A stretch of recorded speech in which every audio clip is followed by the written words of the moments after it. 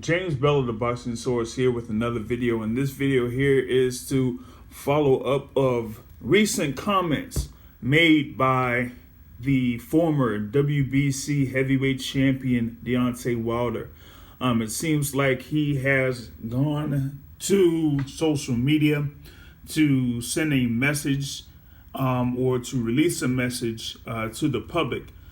This is, Friday going into Saturday, pretty much a full week after his defeat to Tyson Fury at the MGM Grand Garden Arena in Las Vegas for the WBC in Ring Magazine Heavyweight Championships.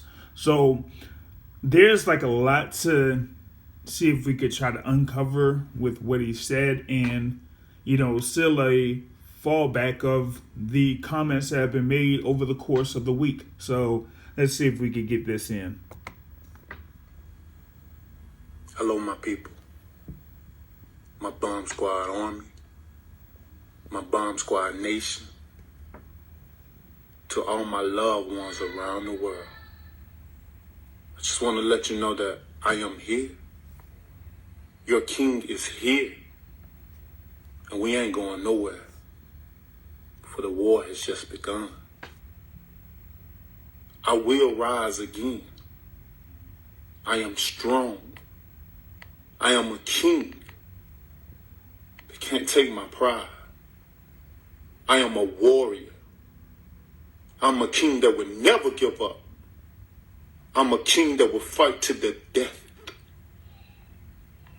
And if anyone don't understand that, don't understand what it is to go to war, don't understand what it is to fight, we will rise again. We will regain the title. I will be back. We will hold our heads up high. Your king is in great spirit. And we will rise like a phoenix from the ashes and regain the title. I'll see you in a few months, for the war has just begun. All my love to all my people. Now that is Deontay Wilder with the recent comments, and he's kind of like commenting that one thing that he's talking about, like he's a warrior and, he wants to, give it his all in the ring and basically die in the ring or whatnot, kind of stemming from his comments, after the fight where he lost to Tyson Fury. And that's still a concern because he's not necessarily going through the process of him losing to Tyson Fury, pretty much getting beat soundly by Tyson Fury. He's, still almost like thinking like he had a shot in that particular fight after the third round where the first knockdown was scored, and then he had another instance where he was down on the canvas, but it was ruled a slip.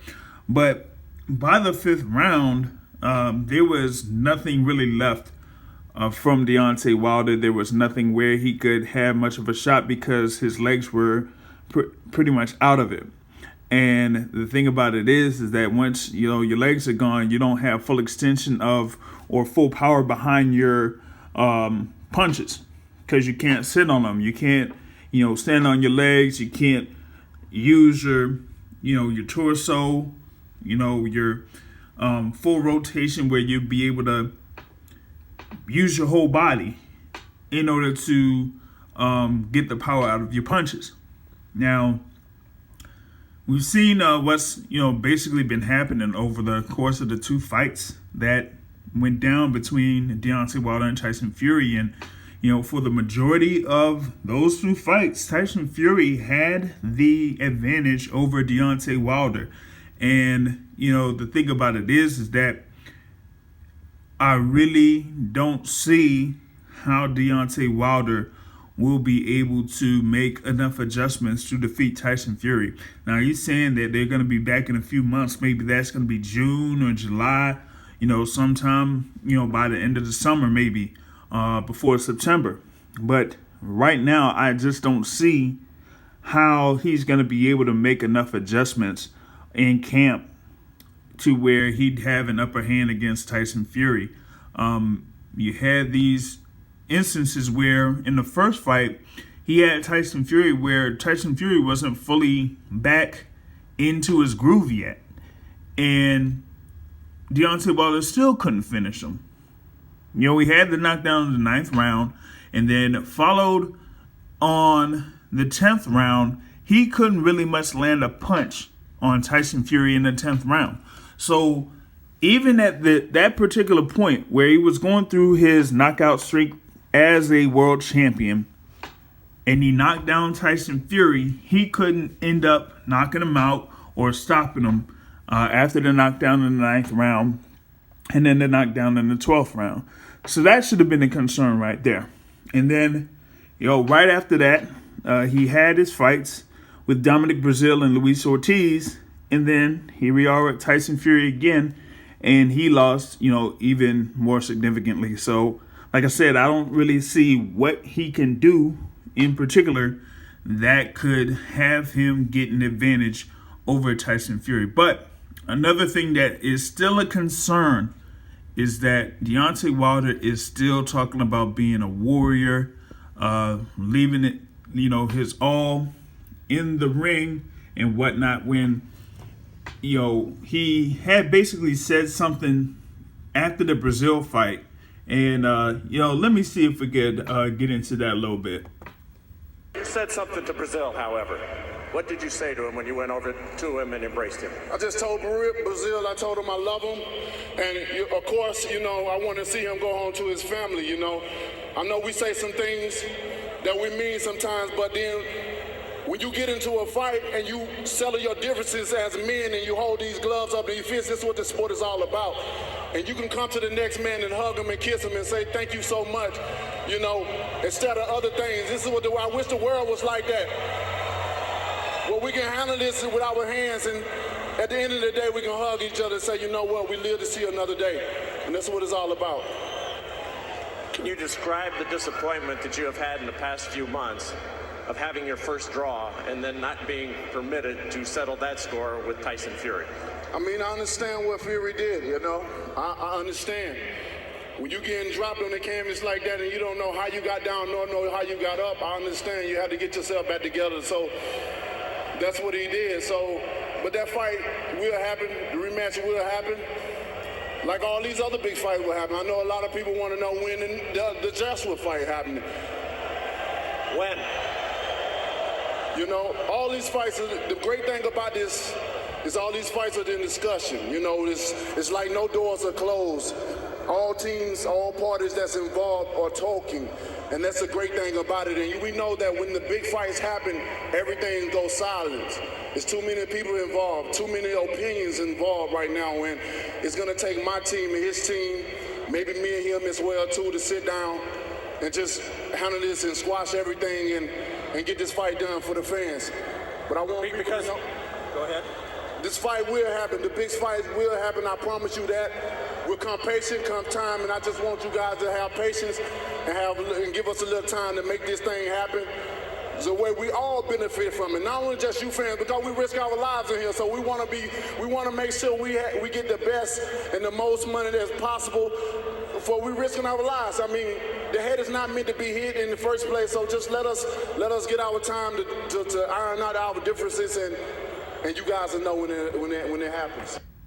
Now there is Deontay Wilder after the first round knockout over Dominic Breazeale at the Barclays Center in May. I think it was May 18th, 2019. And you heard what he said in reference to, having, guys slug it out in the ring and then, be able to, hug each other and say that you'll be able to, go home to their families. And then you fast forward to what happened in February 22nd, 2020, and Deontay Wilder's immediate comments to Bernardo Osuna saying that he didn't want the towel to be thrown in. He wanted to go down, like a warrior or whatever it was, and that goes against what he just said here. And you've heard what he talked about or brought up here recently, still with that quote unquote warrior mentality and dying in the ring, and that's a big concern. And so if they're going to go forward with this rematch between Tyson Fury and Deontay Wilder, and they're pretty much in the same level that they were on Saturday, it's going to be a very, very, very concerning time for people around Deontay Wilder, because he's not really developed himself as a fighter. And we've seen what Tyson Fury was able to do over the course of the year between the first fight into now, and how he has greatly studied Deontay Wilder and figured out Deontay Wilder. And if Wilder does not have anything else in his arsenal, you're going to see the same thing happen if they have a third fight. That's pretty much what I have here so far. You can subscribe to the Boxing Source here on YouTube. You have the Boxing Source on social media through Instagram, Facebook, and Twitter. And then we also have the Boxing Source radio show live Sundays, 7:30 p.m. Eastern Time. And you have the podcast on iTunes, Google Podcasts, Spotify, whatever your favorite podcast app is. On that note, folks, I am out. Peace.